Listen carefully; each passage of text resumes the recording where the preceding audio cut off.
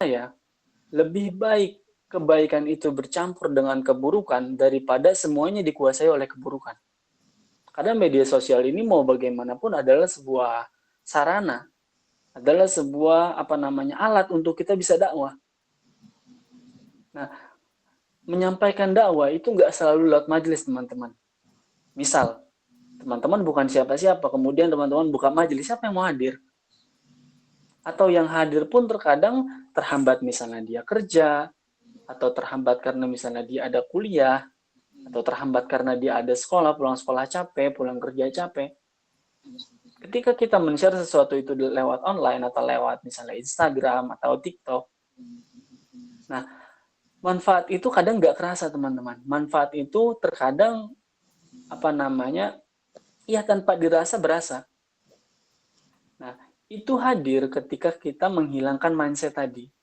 Jadi jangan pernah takut untuk dianggap ria selagi hati kita masih teguh untuk ini bukan ria, saya melakukan ini untuk amal ibadah, saya melakukan ini karena teman-teman kadang ya, bahkan sering ketika misalnya saya lihat status teman-teman atau lihat reels, terkadang ada muncul beberapa reels yang mana itu mengandung dakwah gitu.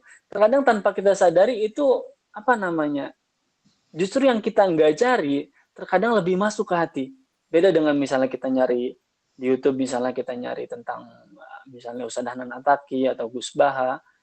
Beda rasanya ketika kita tiba-tiba scroll kemudian menemukan sesuatu yang bermanfaat. Nah, siapa tahu apa yang kita share, siapa tahu apa yang kita posting, yang kita upload, ada beberapa teman-teman kita, saudara-saudara muslim kita yang terketuk hatinya.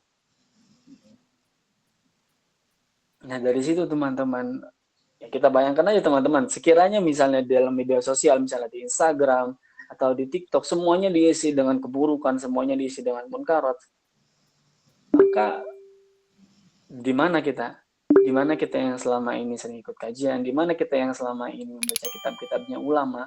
Apa kita cuma membaca untuk diri kita sendiri? Kan enggak, teman-teman. Kita membaca adalah untuk kita bisa bermanfaat kepada orang lain. Nah, itu yang harus kita hilangkan. Nah, kemudian misalnya dalam konteks pergaulan,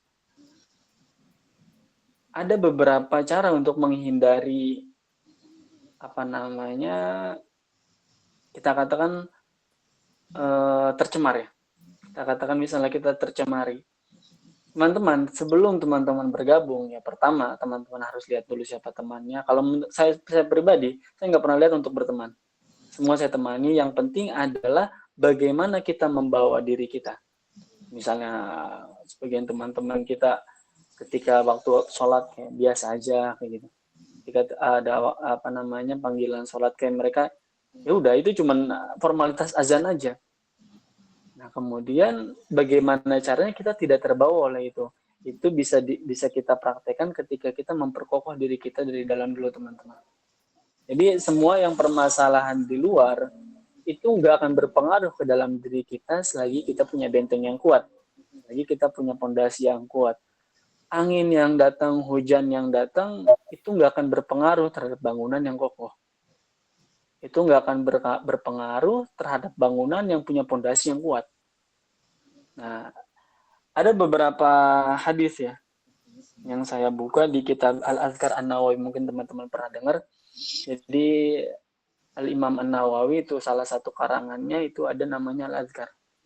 Jadi beliau menyebutkan di bab tentang fadilah atau keutamaan mensebar atau men-share kebaikan wal hatha 'alaiha. Jadi menyebar kebaikan dan mengajak sesama kita untuk melakukan kebaikan itu. Nah, di sini beliau memulai dengan ayat Quran. Qala Allah Ta'ala, A'udzu billahi minasyaitonir rajim. Bismillahirrahmanirrahim. Wa ta'awanu 'alal birri wat taqwa. Nah, itu salah satu ayat yang dibawakan oleh beliau. Tapi saya ingin menggarisbawahi yang hadis yang diriwayatkan oleh beliau, warwaina fi sahih Muslim an Abi Hurairah. Jadi diriwayatkan dari sahih Muslim an Abi Hurairah radhiyallahu an. Jadi dari Abi Hurairah radhiyallahu an, anna Rasulullah sallallahu alaihi wasallam qol, bahwasanya Rasulullah sallallahu alaihi wasallam bersabda, man da'a ila hudan kana lahu minal ajri mithlu ujuri man tabi'ahu. Jadi barang siapa yang mengajak kepada sebuah kebaikan, maka dia akan mendapatkan pahala sebagaimana orang yang kita ajak itu melakukan. La yanqusu dzalika min ujurihim syai'an. Jadi tidak berkurang sedikit. Misal teman-teman ada yang mengajak saudara-saudara teman-teman atau teman-teman di kuliah atau teman-teman di tempat kerja dalam mengajak untuk sholat. Nah, sholat yang akan dia kerjakan, pahala yang teman-teman akan dapatkan sebagai orang yang mengajak, itu sama seperti orang yang mengerjakan itu tanpa berkurang sedikit pun. Makanya guru kami sering bilang, orang azan itu pahalanya lebih besar daripada imam.